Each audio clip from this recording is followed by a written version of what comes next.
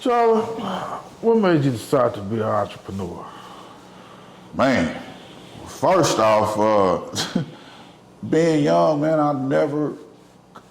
watching my mom and daddy go to work, I never imagined being told what to do.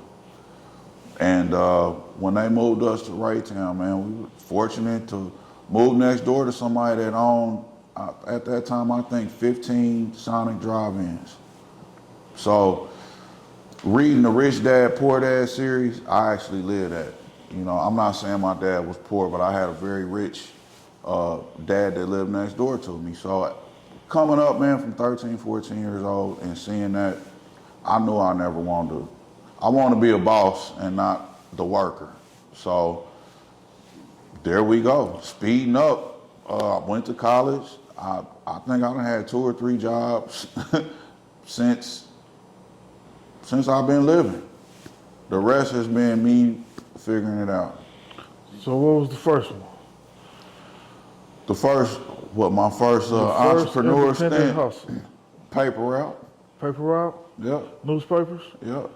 In Raytown, man. And the crazy part is from what I learned at the Sonic Drive-In, I found 2 little homies in the neighborhood. So I ended up getting 3 paper routes, and I just paid them a percentage of the routes, and we took turns every week. Cause one of them played soccer, the other played baseball, and I played all sports. So it was kind of cool. That was my first little experience as an entrepreneur. Did you save your money? Nah, see, that come later. Right. When you're young as an entrepreneur, the money you make, you figure out how to spend it quick. And that's a deadly sin of money management 101. But you learn that as you go through the bricks and mortar of entrepreneurship. So have you built a whole repertoire of different lessons, to-dos and not to-dos? Oh yeah, we gonna definitely get into those down the road. What I will tell you is this: being an entrepreneur is it's a little more challenging, man. I learned than having a job.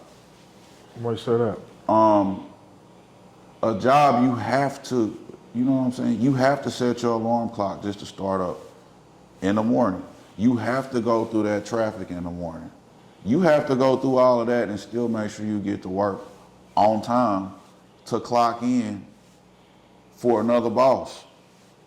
So doing all of that, it seems hard, but it's really easy. Because if you don't do any of that, what happens? You get fired. You don't have a way to provide for your family. Right. It's kind of easy just to get up and do what somebody else is telling you. After you've gone through the training, it becomes a habit. Man, being an entrepreneur, you don't have any habits to start off with other than if you have true grit. Very few people are disciplined. So, I mean, you can have all the tenacity, the ambition, but man, it's a whole set of rules and disciplines that come with being an entrepreneur that you actually are taught in the corporate world. You know, you might not be taught money management, but you have to be able to motivate yourself. And man, that's hard some days. When you got kids, you got a spouse or a girlfriend, you got life beating you up, you got the negativity of social media. All of those are many distractions that can pull you away. You can't do none of that at the job. You get docked. Stay on social media too long and get caught. See, nobody's telling you to get off social media as an entrepreneur. You have to mentally be disciplined to do all that. So it's a control factor that a lot of people are lacking to be an entrepreneur. But you learn that over time. You gotta fail to sell. That's one of my favorite sayings. When it comes to being in business for yourself, what would you say would be maybe the top 3 most important aspects that you encounter? Top 3? Top 3. This is hard for people to swallow right here, but the first one I learned, man, pay yourself first. All I right. don't care what nobody, when you in business, you have got to pay yourself first. This is what I learned. Being an entrepreneur, most of these people out here that say they a boss or in business for themselves, the business is running them. They not running a business because it takes a lot to figure that part out.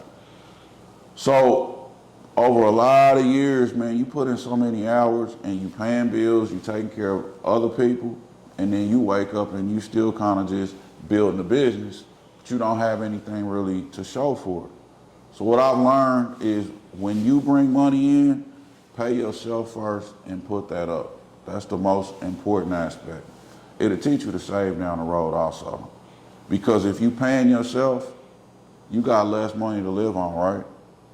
But when that becomes a habit, you wake up like, hey man, these Nike boxes is filling up, like the old days. So that's really the key to getting ahead. Pay yourself first and save that money. Live on less. The second most important thing, I say you gotta be disciplined, man. The 5 P's, proper planning prevents poor performance. Man, I live by that. Once I learned it, and you start thinking, okay, if you don't prepare properly, what's gonna happen? You're gonna perform poorly. So with that being said, if you always got the 5 P's in order, everything else will take care of itself. Now I say the third most important, be true to yourself because then you'll be true to others. When you treat others as equal, man, you get a lot more respect. You get loyalty. You cannot be a business owner and not have employees or co-partners. Because I don't like the word employee. I like to look at everybody as an equal. So, man, if you just stay a good, wholehearted person, you're going to treat the next man the same way. And that's worked for me in business. Do you see value in reinventing yourself or restructuring your target or whatever your market is? Definitely. That's a tool for yes and no.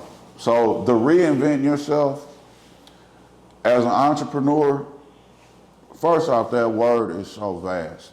So you have some entrepreneurs, man, that they actually found a niche, like hairstylists, or my brother is considered an entrepreneur, but he's mainly a barber.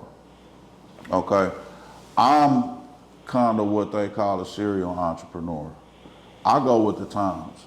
So as far as reinvent myself, the strategies are the same, but I might have to reinvent myself in terms of branding. So going from maybe selling some type of technology to insurance to some type of crypto or investing, yes, I've had to reinvent myself and re-educate myself multiple times. But look, man, it's kind of like plants. You stop watering a plant, what happens? It dies. So I don't think there's anything wrong with reinventing yourself. It's kind of like the plant's not necessarily reinventing yourself. So reinventing myself to me is continuing to water my brain. Because the times are changing like that. I mean, if you're not reading, if you're not educating yourself, you're going to be behind. Very true, very true. Glad you came in. Give me a minute so we can talk about some of the things that I'm finding important in the community and a lot of people just Definitely. aren't bouncing off of anymore. Well, So, you said the times are changing. A lot of people are looking to move to that entrepreneur side.